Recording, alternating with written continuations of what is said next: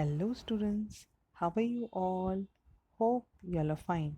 So today we are going to begin with our next topic, Unit 3, 3.4, how the first letter was written. Yes, this topic is how the first letter was written. Kindly remove your textbook, page number 73. So here the story begins with that in this extract the story revolves around the idea of communication or exchanging information from one person to another through the choice of written and spoken words, ideas, concepts, emotions, thoughts, and opinions. Author Rudyard Kipling is trying to connect the real world with a simple and primitive story that how people from different backgrounds can assume similar thing but differently. The story talks about the difference in perception of the different people, how the different individuals interpret a given information according to their own understanding. So let's move ahead. How the first letter was written. Once upon a most early time was a Neolithic man, and he lived cavily in a cave. He wore very few clothes, and he couldn't read, and he couldn't write, and he didn't want to, and except when he was hungry, he was quite happy. His name was Tegumai Bobsly, and that means man who does not put his foot forward in a hurry. But we, O best beloved, will call Tegumai for short, and his wife's name was Teshumai Tivindro, and that means lady who asks a very many questions. Who asks a very many questions. But we, O best beloved, will call her Teshumai for short, and his little girl's daughter name was Tefimai Metalumai, and that means small person without any manners who ought to be spanked. But I am going to call her Taffy, and she was Tegumai Bobsly's best beloved and her own mummy's best beloved, and she was not spanked half as much as was good for her, and they all were three very happy. Now, here in this extract, it means that there is a small story in there in which there are three characters, that is a Tegumai, Bobsly, and then Teshumai, Tivindro, and then our character is Tefimai, Metalumai. Now, spanked means what here? That when one slaps with the one hand or on the flat object, that means what? See, as you all know, that the small children, how they are very, very naughty. They ought to be very naughty. So, here in this extract, they have given the introduction that where this family lived, and the time was, it was the time of the Neolithic man, and they lived in the caves, and there was a man and his wife, and then the daughter. And the daughter, as you know, the child is always very naughty.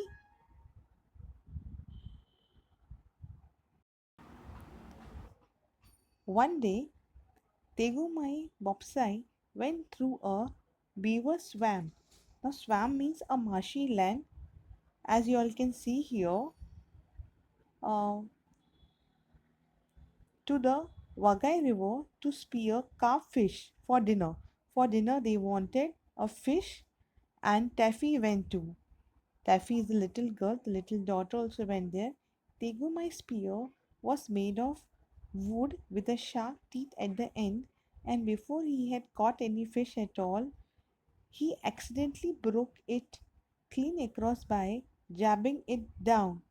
Now, here, jabbing it down, see, it means that when first of all it was accidentally broken, and then when we poke roughly with something sharp, that is known as jabbing.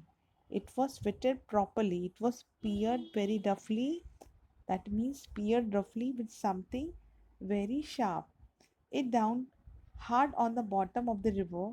They they were miles and miles from home, and Tegumai had forgotten to bring any extra spears. That means he had only one spear in his hand. Here's a pretty kettle of fish. Pretty kettle of fish. That is, it is a proverb being used. That means it is was a you can call it a messy situation. You can call it. So here's a pretty kettle of fish, a messy situation. Here the phrase is being used, the idiom is being used. Said Tegumai, it will take me half the day to mend this. That means he is going to take a pretty long time to repair this. Mend this, repair this. There's your big black spear at home, said Taffy. Let me run back to the cave and ask Mummy to give it me. So the little girl said, okay, you have one more at home. I will go and ask Mummy to give it to me. It's too far for your little fat legs, said Tegumai. Besides, you might fall into the beaver swamp. Again, it is a marshy land because she is very young enough and she might fall also and be drowned. We must make the best of a bad job. Now, whatever is the situation is there, try to find a solution. He sat down and took out a little leather mendy bag.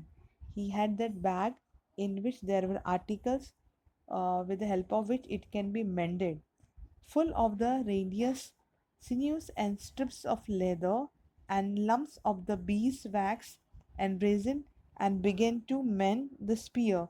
So here we find that as it was a Neolithic age, that means the age which was belonging to the later part of the Stone Age, so these all articles were used to mend the spear.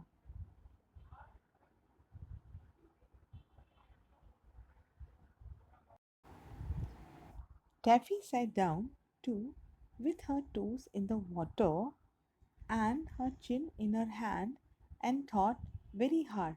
So even she was thinking that what solution could be found out. Then she said, I say, Daddy, it's an awful nuisance. Awful nuisance. Awful is a strange, and nuisance you all know when a person or a thing is not comfortable, is inconvenient, that you and I don't know how to write, isn't it? If we did, we could send a message for a new spear. So here she was thinking. In her mind, suddenly a thought appeared that if we would have known how to write, so in that case, they could send somewhere the message that they required a help, they required a new spear. Just then, a stranger man came along the river, but he belonged to the far tribe, Tivaras, and he did not understand one word of Tegumai's language. He stood on the bank and smiled at Taffy because he had a little girl daughter of his own at home. Tegumai drew a hank of a deer's news from his mendy bag and began to mend his spear.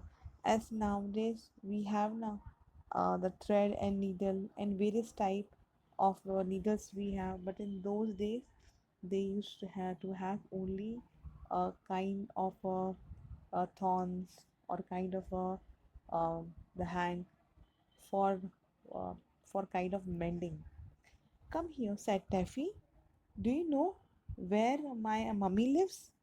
And the stranger man said, Hmm, silly, said the Taffy, and she stamped her foot because she saw a shoal of a very big carp going up the river just when her daddy couldn't use his spear.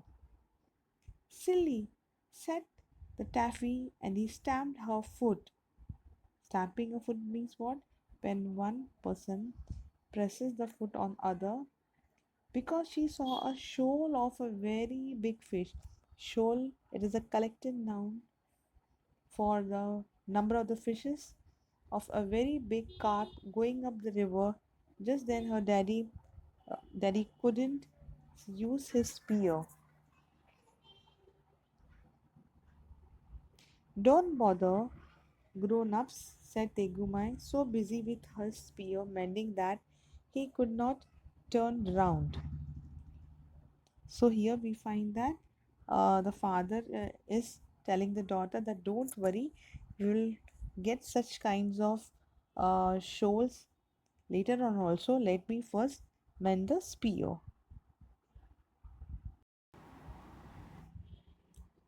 Then don't bother me, said Tegumai, and he went on pulling and straining at the deer's sinews with his mouth full of loose ends. The stranger man, a genuine Tiwara, he was, sat down on the grass and Taffy showed him what her daddy was doing.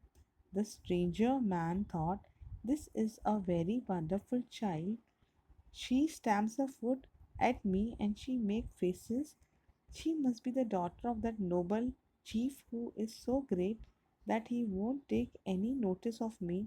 So he smiled more politely than ever. Now, said Taffy, I want you to go to my mummy because your legs are stronger than mine and you won't fall into a beaver swamp, and ask for daddy's other spear, the one with the black handle and hangs over our fireplace. The stranger man thought, this is a very, very wonderful child. She waves her arms and she shouts at me, but I don't understand a word of what she says. So here in this picture we find the hang, that is a loosely tied bundle of strings, and here the stranger man, he doesn't know what the girl is trying to tell, but he understands that really this girl, she's a daughter of the noble chief, and she politely, and he smiled ever at her.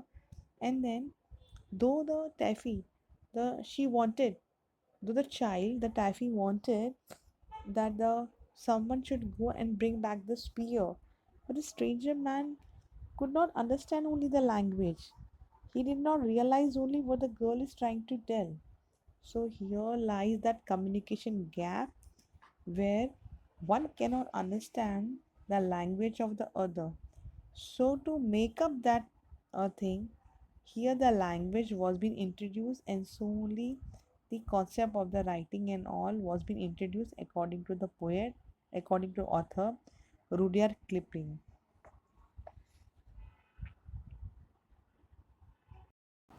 But if I don't do what she wants, I greatly fear that haughty chef, man who turns his back on callers, will be angry. He got up and twisted a big flat piece of bark of the birch tree. Birch tree is a kind of a tree, and gave it to Taffy. He did the best beloved to show that his heart was as white as a bird's bark and that he meant no harm, but Taffy didn't quite understand. So he followed that. He knew that he was a chief, that is a man who turns his back on the callers and will be angry. So he politely, he needed to show that really he had nothing wrong intention in his mind. Oh, said she, now I see. You want my mummy's living address? Of course, I can write, but I can draw the pictures. I have anything sharp to scratch with. Please lend me the shark's tooth of your necklace. So, in that stranger man, in his neck there was a necklace. So she asked that, can you give me that so that I can show you the direction? The stranger man, and he was a Tiwara, didn't say anything, so Taffy put up her little hand and pulled at the beautiful bead and seed and shark tooth necklace around their neck. So here we find that as he could not understand, so she silently picked it up. The stranger man, and he was Tiwara, thought, this is very, very, very wonderful child.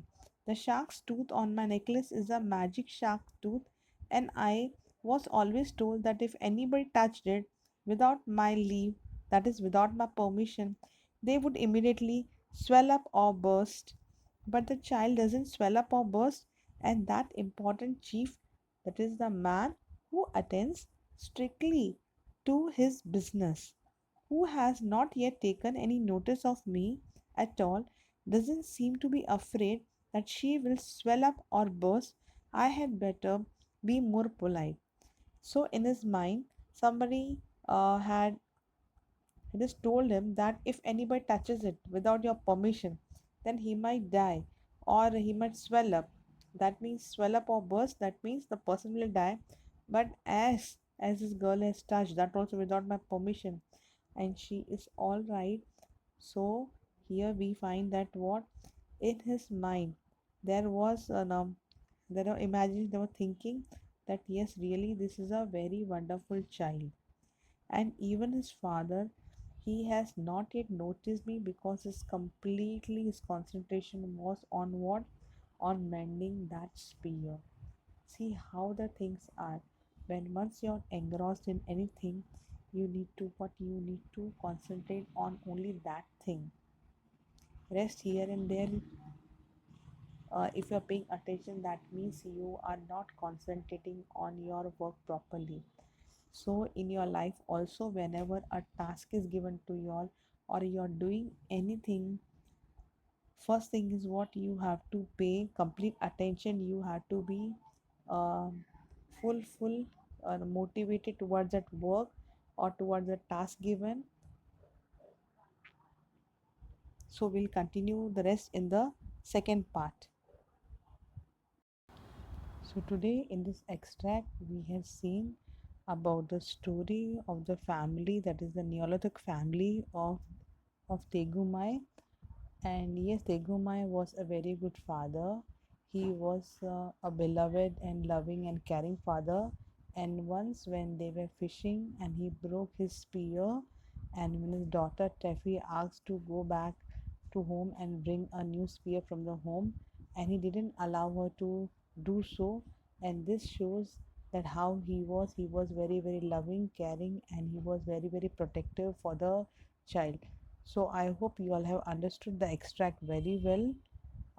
And if you like my education video, kindly like it and subscribe it.